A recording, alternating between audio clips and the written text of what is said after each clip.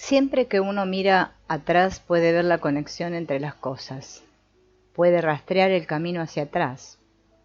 Cuando uno mira atrás hay un camino, pero en realidad lo único que puedo decir es que este ha sido mi camino.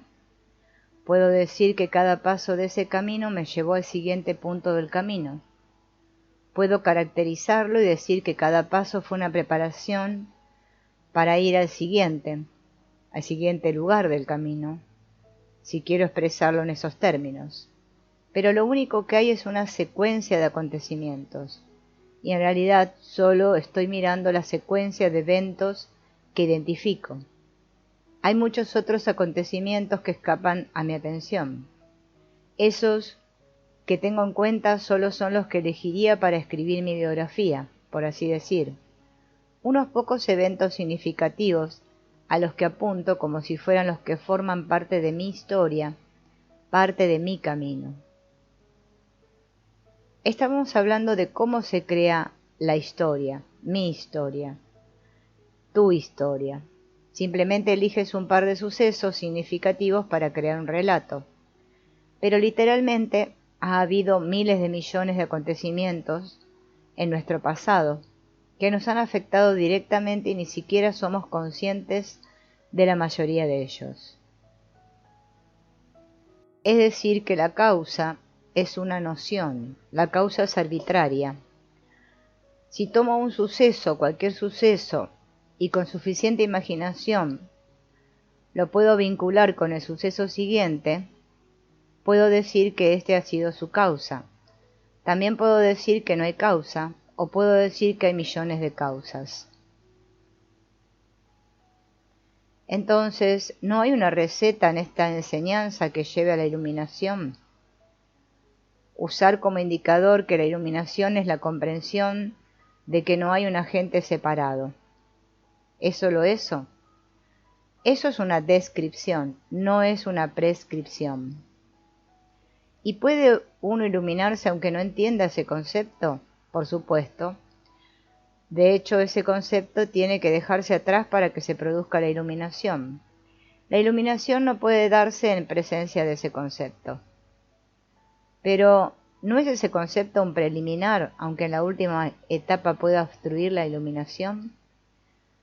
Bueno, podemos decir que es preliminar si sucede que el concepto entra en nuestra vida y posteriormente se produce la comprensión. Podemos decir que fue preliminar, que vino antes. Por ejemplo, antes era un borracho, un drogadicto, y lo fui durante 19 años. Y entonces pregunto, ¿fue eso lo que causó la comprensión? Si lo hizo, ¿qué pasa con todos esos tipos con los que también yo bebía, que siguen estando en alguna parte con su cara de pasmados o están muertos? ¿Cómo los contabilizaríamos? De modo que en realidad no debe ser de eso.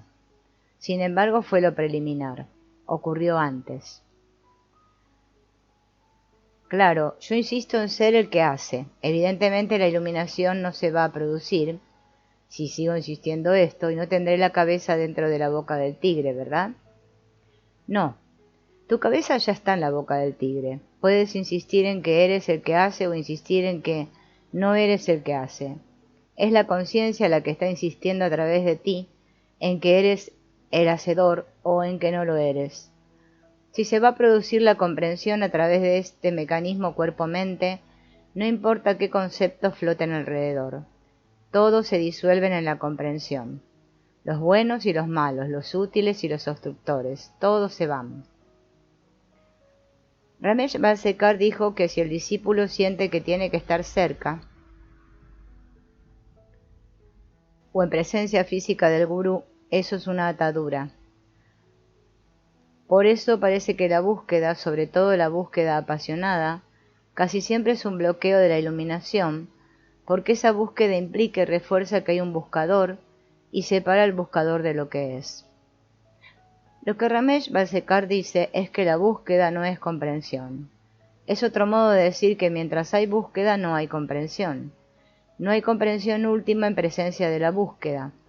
En presencia del buscador, Mientras se busca la conexión con el gurú, con el uno, buscar esa experiencia de conexión que es un movimiento de ascenso por la barra del péndulo, mientras haya eso no puede haber comprensión. Él no está diciendo que tengas que liberarte de eso, o que no tengas que ir a un gurú, o que si surge el deseo de estar con el gurú debes rechazarlo. Él no está diciendo nada de eso. Nada de eso está implícito en su descripción de cómo son las cosas. Simplemente está describiendo un estado de cosas.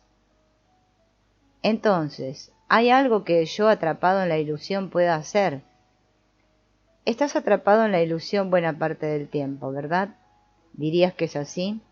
Sí, hay acción. ¿Ocurre alguna acción a través de ese mecanismo cuerpo-mente? Definitivamente. Entonces, ¿hay algo que hacer? Sí, todo tipo de cosas. Y para saber cuál va a ser la próxima acción, basta con que uno esté presente y lo vea. Muchos maestros recomiendan mantenerse en el yo soy todo el tiempo posible.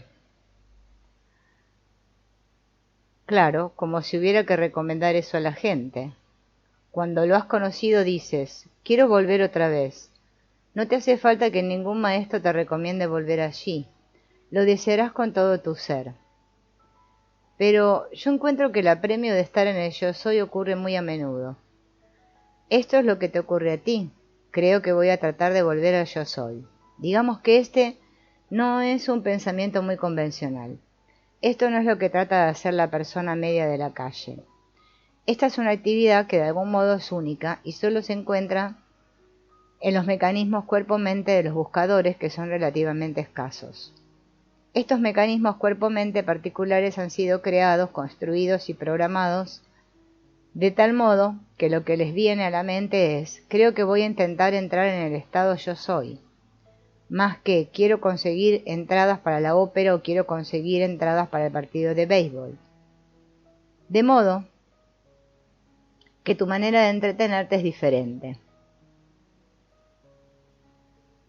¿Es útil poner recordatorios alrededor de la casa que digan no soy el que hace? Quizás leer el cartel en la pared cuando te levantas por la mañana. ¿Es útil recordártelo constantemente? Pequeños letreritos imantados de frigorífico que digan yo no soy el que hace. Bueno, ahí tienes toda una empresa en potencia. Pero que uses esos recordatorios o no, y el hecho de que al verlos se active algún sentido de no hacer es algo que no está bajo tu control. Habitualmente, el buscador piensa en la comprensión en términos individuales. Él o ella piensa en la iluminación como algo que me pasará a mí.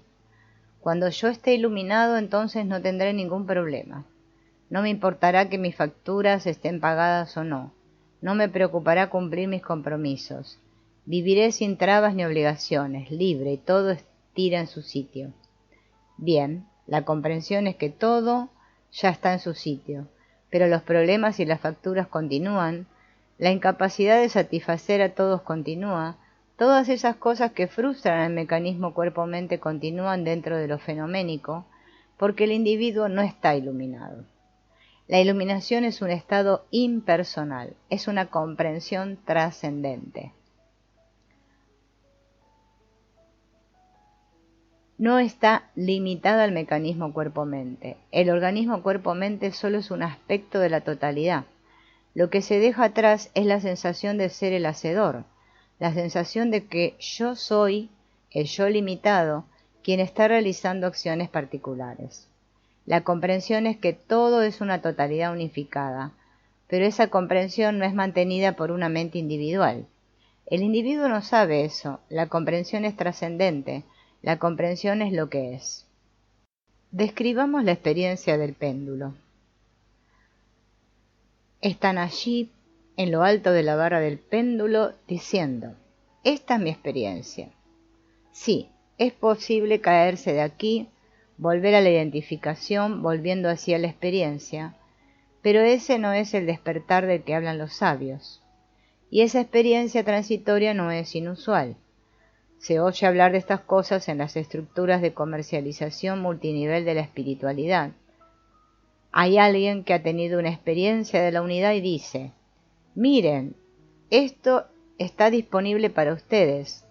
Pueden despertar, pueden vivir esta experiencia. Hagan lo que he hecho yo y tendrán este resultado. De modo que la gente hace lo que él ha hecho, consigue el resultado, tiene una sensación de dicha de no estar encerrados en sus pensamientos y dicen, de acuerdo, estoy despierto. Ahora se lo voy a enseñar a los demás. Poco después tiene 8 personas por debajo de él que seguidamente despiertan y entonces se va extendiendo toda una oleada de despertadores. Y el gran gurú de allí arriba, que ha ayudado a despertar a toda esa gente, es considerado un gurú maravilloso, muy profundo y ejemplar. Y a medida que desciendes por la pirámide, todos los subgurú van alumbrando a otros discípulos para que suban por la pirámide. Y puedes verlos en acción. Es un nuevo movimiento espiritual. Casi todos los buscadores han tenido la experiencia de estar en lo alto de la barra del péndulo. Si tú has sido buscador durante algún tiempo, seguramente que lo has tenido. Sientes que eres uno con todas las cosas y que ya nada te afecta. Cada cosa simplemente ocurre y tú eres testigo de ella. No estás implicado, tan solo es algo que pasa y no tiene importancia. Hay variedad de nombres para descubrir esta unión mística, que es una conexión impersonal con la naturaleza misma de la existencia. Es ausencia en la que nadie está implicado con nada. Es tu ausencia relativa como agente separado. Si te ocurre esto, probablemente pensarás, he hecho algo para llegar hasta aquí. Pero veamos, ¿qué ha sido lo último que he hecho? Bien, fui a ese seminario, practiqué aquella meditación, y entonces o redoblas tus esfuerzos por llegar a lo más alto de la barra del péndulo, o te quedas allí. Si tienes la suerte de quedarte en lo alto durante un periodo de tiempo, podrías empezar a pensar, tengo esto, este es el estado del que todos los sabios han venido hablando, ¿no es así? Estoy siendo un testigo, he leído Marajá, tienes que ser el testigo, y lo estoy haciendo, estoy ahí. Yo soy eso, ¿qué podría ser mejor? Puedo hacer mis propios seminarios, la gente vendrá a escucharme, será estupendo. De modo que cuelgas tu cartel y empiezas a impartir satsang. El problema es que ese punto en lo alto de la barra del péndulo es aún un punto dentro de lo fenoménico, es aún un punto de experiencia, aunque sea de experiencia impersonal, y como tal está sujeto a cambio. Todo lo fenoménico cambia. Por lo tanto, en algún momento, cuando te diagnostican un cáncer o alguien cercano se está muriendo, uno se da cuenta de que la barra del péndulo está engrasada, y vuelves a resbalar hacia abajo y vuelves a entrar en el gran balanceo pendular. A estas alturas la intensidad de tu abatimiento es el doble que antes, porque sientes que te has perdido algo terriblemente importante, que has perdido tu unión con Dios o el infinito, que has caído de la gracia, y ahora vuelves a estar involucrado y te balanceas con todos los novatos, mientras que antes, Dios, tú estabas así. Ahora bien, si has puesto el cartel y has dicho a todo el mundo, me ha ocurrido, yo soy tu hombre o tu mujer, estarás triplemente jodido, porque o bien tienes que salir a dar la cara y decir, pensaba que estaba iluminado, pero ha sido una falsa alarma, lo siento. O bien has de empezar a vivir una mentira, lo cual no es nada divertido. En realidad hay una tercera opción, que va ganando popularidad. Puedes redefinir la iluminación para que incluya estos altibajos. Dices, estoy iluminado, pero me estoy estabilizando en la experiencia. Cuando ocurre verdaderamente la iluminación, no queda nadie para estabilizarse, ni para que le pase nada. Es importante entender que aquello de lo que los sabios hablan no es un movimiento desde la identificación a la desidentificación dentro de lo fenoménico. Es un salto cuántico en el que pasas de identificarte con toda la barra del péndulo de lo fenomenológico a hacerlo con el fulcro del que cuelga el péndulo. El estado en el que hay una completa identificación con el fulcro es la completa y la total erradicación cuántica de la sensación de autoría personal, de eso que se involucra en el movimiento. Entonces solo queda pura mismidad. No implica ningún cambio a otra cosa. Es esencia pura. Eso es lo que es. Eso ya está aquí. Eso que es el estado que existe eternamente. En eso no caben los altibajos. Otra cosa que tenemos que recordar sobre el fulcro es que allí no pasa nada.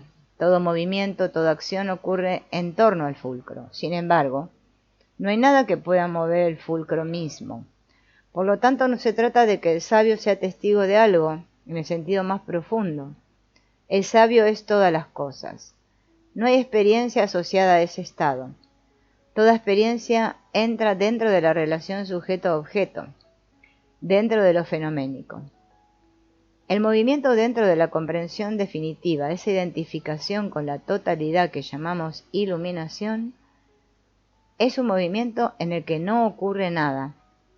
Por eso a Ramesh Balsekar le gusta decir: si puedes elegir entre conseguir la iluminación y conseguir $1.000.000, toma el $1.000.000, porque si tomas el $1.000.000, habrá alguien allí para disfrutarlos, pero si llega la iluminación, entonces no habrá nadie para disfrutar de nada. Cuando ocurre es incuestionable, no hay nadie a quien le ocurra. Todo se acaba, todas las preguntas se van. No queda un yo al que volver, lo que queda es lo que es. Desde el punto de vista fenoménico, todos esos sentimientos maravillosos que están asociados con no involucrarse con el mecanismo cuerpo-mente, esos también se van. No queda nadie que experimente eso tampoco, solo quedan las respuestas directas del mecanismo cuerpo-mente. Eso es lo único que queda. Así, desde fuera, para el observador casual, no se produce ningún cambio dramático como resultado del despertar. Esencialmente, el mecanismo cuerpo-mente sigue adelante como hasta entonces. En algunos casos, este mecanismo cuerpo-mente puede tomar el papel de maestro, pero evidentemente eso no es necesario. Y si adopta el papel de maestro, entonces tienden a producirse algunos vínculos y ataduras que pueden ser proyectadas por otros, dependiendo de la tradición a la que pertenezca la enseñanza. Pero en cuanto al maestro, allí no queda ningún individuo que pueda sentirse concernido. Es decir, que cualquier altibajo forma parte de la experiencia. Cualquier altibajo es un movimiento de entrada y de salida del entendimiento relativo. Es un movimiento de bajada desde lo alto de la barra del péndulo. No hay altibajos cuando se salta desde el péndulo al fulcro. Cuando te ponen en escabeche dejas de ser un pepino, y no puedes volver a serlo. Solo puedes estar perdido si tratas de ir a alguna parte. Pero hay momentos en los que uno se pierde, y después deja de estar perdido. Hay una búsqueda y después uno está en el momento. Entonces, cuando viene la aceptación vuelve a atraerte aquí, al eterno momento presente, en el que no hay posibilidad de estar perdido. Todos los objetivos, todas las aspiraciones, todos los deseos están ahí fuera. Aquí es donde está la vida, aquí es donde está la paz.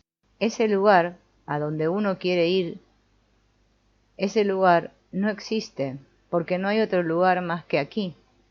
El juego de la conciencia está operando a través de ti, de modo que todas esas acciones, todos esos pensamientos, todas esas experiencias ocurren a través del mecanismo cuerpo-mente. Y lo que reconoces como perfección, esa unidad, es tu ausencia relativa.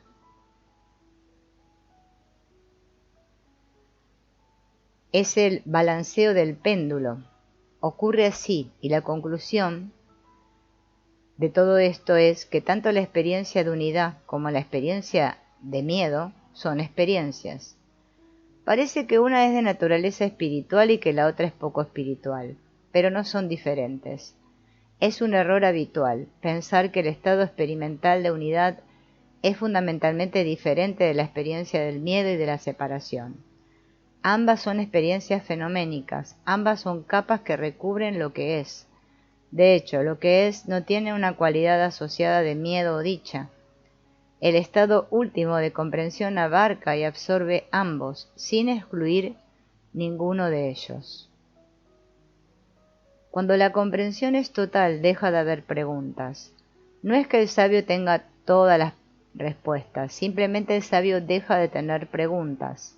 Porque en cuanto tienes preguntas, entonces obtienes la respuesta a esa pregunta y luego se generan nuevas preguntas. Y esto es muy similar a una historia que dice que hace años había una isla rodeada por un arrecife y éste estaba siendo atacado y comido por las estrellas de mar. De modo que los isleños, que dependían totalmente del arrecife para alimentarse, se reunieron y salieron a resolver el problema. Se sumergieron, arrancaron las estrellas de mar y las echaron dentro de sus barcas. En las barcas había un hombre con un machete que cortaba las estrellas de mar en dos y luego tiraba los trozos por la borda. Porque claro, esto es de risa, las estrellas de mar se regeneran. Cada una de las mitades de la estrella de mar crecía hasta convertirse en una estrella de mar completa. Pronto hubo el doble de estrellas de mar. Las preguntas también son así. Y a veces hacemos el papel ridículo del hombre del machete. Ahora bien, armados con esta información, la reacción lógica y habitual sería: de acuerdo, me quedaré callado, no quiero parecer un ignorante. Cuanto más pregunte, más se verá que no entiendo nada, por lo tanto simplemente dejaré de plantear preguntas. Entonces vas caminando por ahí con una insípida sonrisa New Age, nueva era en la cara y diciendo: ya no me quedan preguntas, pero en el momento en que las preguntas se detienen, algo sobre lo que no tienes el menor control, viene la paz. Si las preguntas surgen y te limitas a taparlas en lugar de plantearlas, eso no te llevará a ninguna parte. Todo lo que ocurre no podría haber ocurrido de ninguna otra manera y puede ser explicado de muchas maneras, o como dice Ram Tzu, nada es inexplicable, todo es un misterio. Podríamos decir entonces que la verdadera humildad es saber que yo no soy el hacedor. Si el mecanismo cuerpo-mente tiene algún aspecto serio en él, si tiene ciertos valores, responderá según esas cualidades. No hay ninguna elección que esté siendo hecha ni por el mecanismo cuerpo-mente de un ñani, ni por el mecanismo cuerpo-mente de alguien en quien hay un sentido de ser el autor de la acción. Solo en el cuerpo-mente del que no ha despertado existe una ilusión de elección. Tu pregunta parte de que el ñani elegirá actuar de manera diferente con el conocimiento recién adquirido, pero en realidad él no elige nada. Entonces, ¿es posible que el mecanismo cuerpo-mente del sabio esté en algún punto de la barra del péndulo en lugar de estar en el fulcro? Me parece que estamos mezclando metáforas, porque lo que se balancea en la barra del péndulo es el sentido de autoría personal. El mecanismo cuerpo-mente, por supuesto, opera en lo fenoménico y forma parte de la totalidad del movimiento. Supongo que se puede decir que el movimiento del mecanismo cuerpo-mente es el movimiento del péndulo, que es este funcionamiento fenoménico.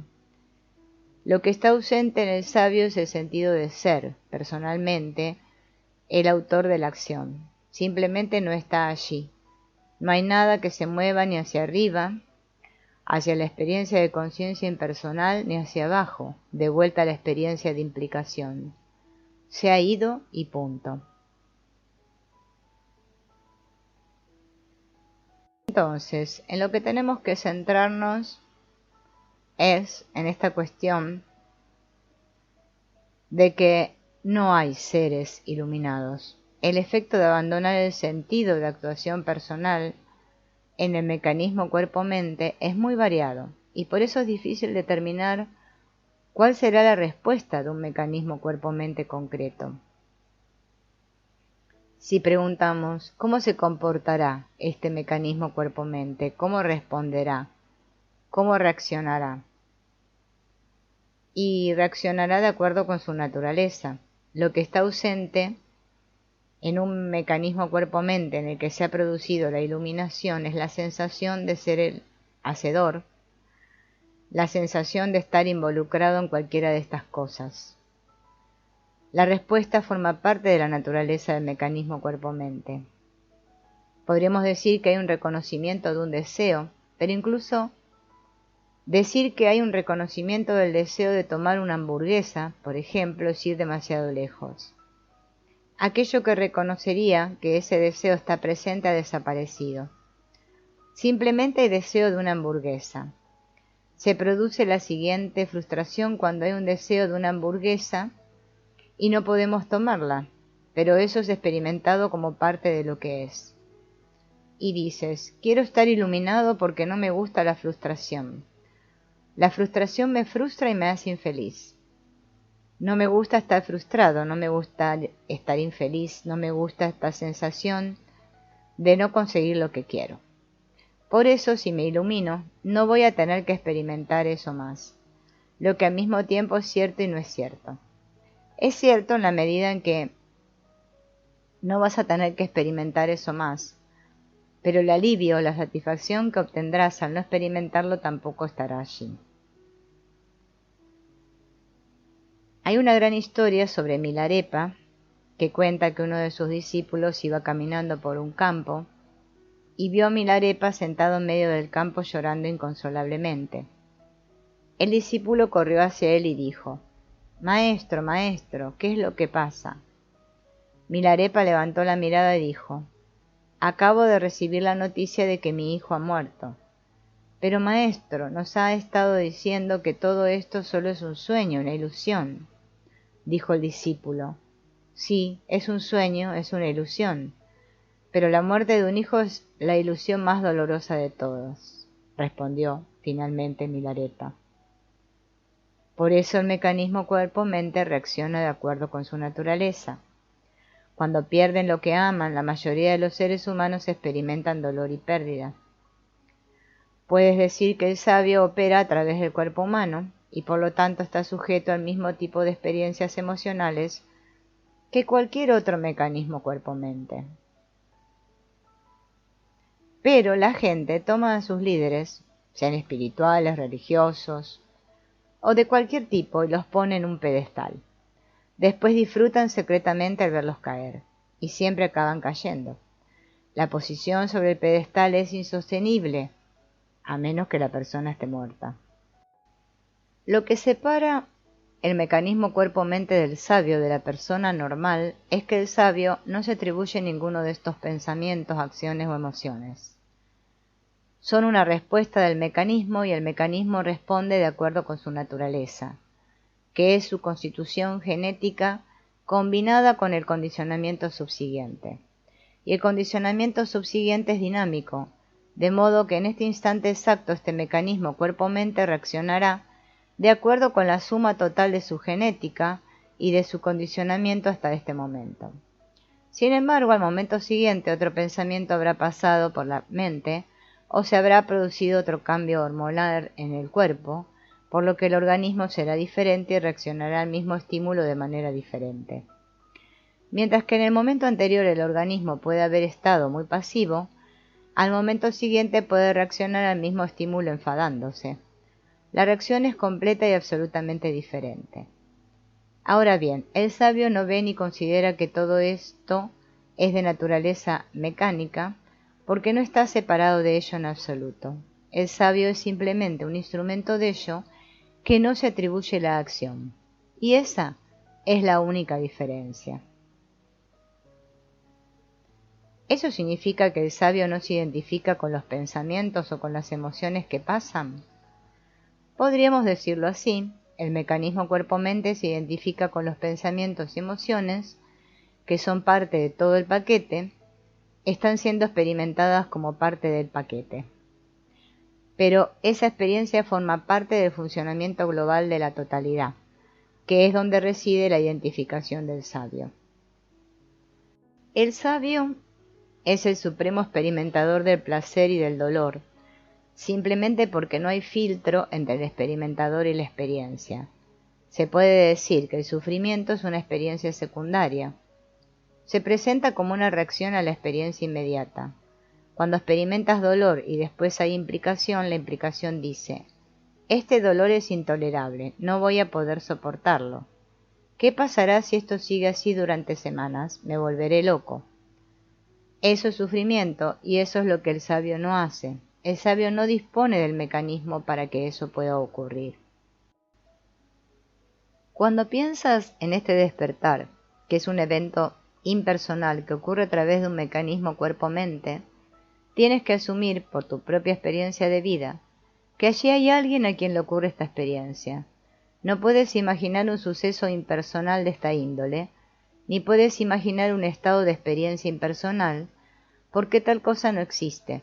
Es incomprensible, literalmente incomprensible. Sin embargo, así es como es, y después de la iluminación, el cuerpo-mente continúa funcionando de acuerdo con su naturaleza en el momento.